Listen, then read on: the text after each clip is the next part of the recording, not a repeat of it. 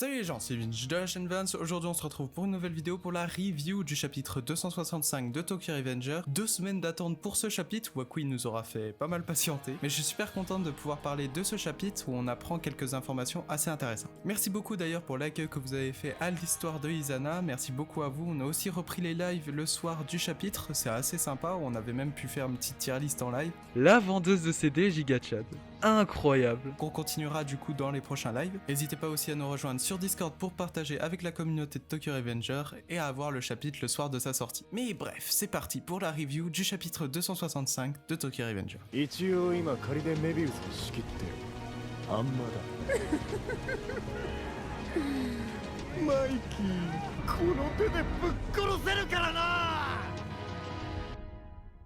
Eh bien, le chapitre 265 de Tokyo Revenger fait suite au flashback de Mikey que l'on a eu dans les derniers chapitres. On se retrouve au tout début du manga lorsque Takemichi venait de rencontrer Mikey, avec bien sûr cette scène assez insolite où l'on voit Mikey derrière Takemichi en vélo et Draken les suivant aussi avec son vélo. Une scène que cette fois l'on voit du point de vue de Mikey qui parle de son grand frère Shinichiro à Takemichi. D'ailleurs très drôle de voir maintenant que Mikey parle de ça à celui qui ressemble le plus à son frère. Mais bref, Mikey après nous avoir fait compris qu'est-ce qu'était la force et pourquoi il l'aime, maintenant cherche quelque chose de différent de la force. Et c'est ce jour-là que Mikey va faire une rencontre qui va changer sa vie, je ne parle pas de Takemichi mais plutôt de Teta Kisaki. Voulant s'approcher de l'homme qu'il considérait comme quelqu'un qui pouvait l'emmener au sommet de Tokyo, Kisaki proposa un rendez-vous à Mikey, pas amoureux bien sûr, qui va concerner Pachin. C'est d'ailleurs à ce moment-là que le fameux Baji espionnera cette conversation dont on avait eu vent lors de l'arc Valhalla. Ce 25 juillet 2005, Kisaki propose de faire sortir Pachin de prison grâce à un bouc émissaire et le silence de Osanai contre de l'argent. Une proposition qui va faire réfléchir Mikey au point de faire une réunion avec les membres principaux du Toman. Et d'ailleurs pour résumer en gros cette réunion, Mikey souhaite faire rentrer Kisaki au Toman pour permettre à Pachin de sortir de prison. Draken n'est pas du tout d'accord comme Mitsuya et Baji qui se méfient énormément de Kisaki et qui ne trouvent pas que ce genre de magouille fait partie de la politique du Toman. Les seuls d'accord avec Mikey sont Smiley et Muto, bon tu m'étonnes pour lui, qui pensent que Kisaki pourrait faire grandir le Toman. Une réunion qui va diviser les membres du Toman en deux parce que oui,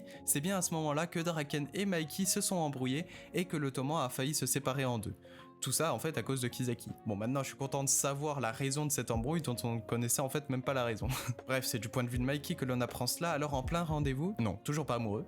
Enfin je crois, avec Kisaki en train de bouffer. D'ailleurs Mikey qui raconte à Kisaki l'anecdote que c'est Takemichi qui les a finalement réconciliés, avec d'ailleurs la petite anecdote aussi de sa petite merde sur la tête qui a l'air de bien avoir fait marrer Mikey. Mais pas Kisaki. On retrouve nos deux personnages sous la belle étoile, c'est toujours pas ce que vous pensez bien sûr, avec Mikey qui dit à Kisaki qu'il l'aime bien. Bon c'est vrai que là...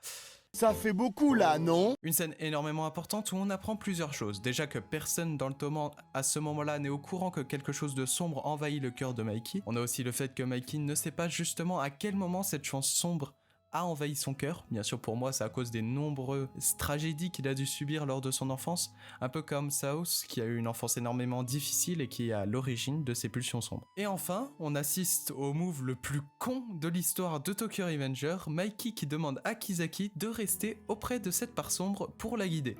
Alors j'en ai vu des cons mais là, on bat des records. Bon je comprends ce que Mikey voulait. Autre chose que la force, c'était ces ténèbres, dont Mikey avait besoin pour se sentir vivant. Et donc pour lui, la seule personne qui pouvait savoir les utiliser, même à mauvais escient, c'est Kisaki. Et c'est lors de l'arc Valhalla et le combat entre les deux gangs que Kisaki a pu laisser Mikey se lâcher complètement. Et enfin relâcher tous ces ténèbres qu'il avait enfouies au fond de lui.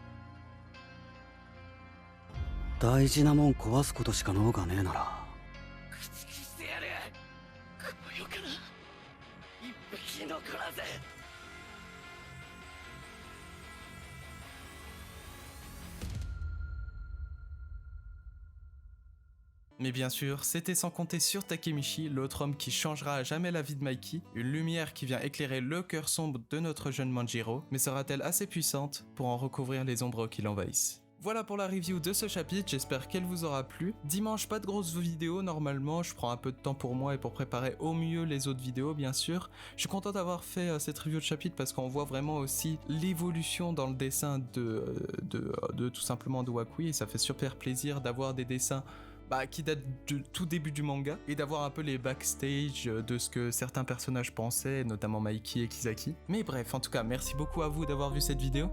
N'hésitez pas à vous abonner et à liker, bien sûr à nous rejoindre aussi sur Discord si ce n'est pas déjà fait avec le lien en description. Je vous laisse, je vous dis à la prochaine pour de nouvelles vidéos, portez-vous bien parce que c'est le plus important. Ciao!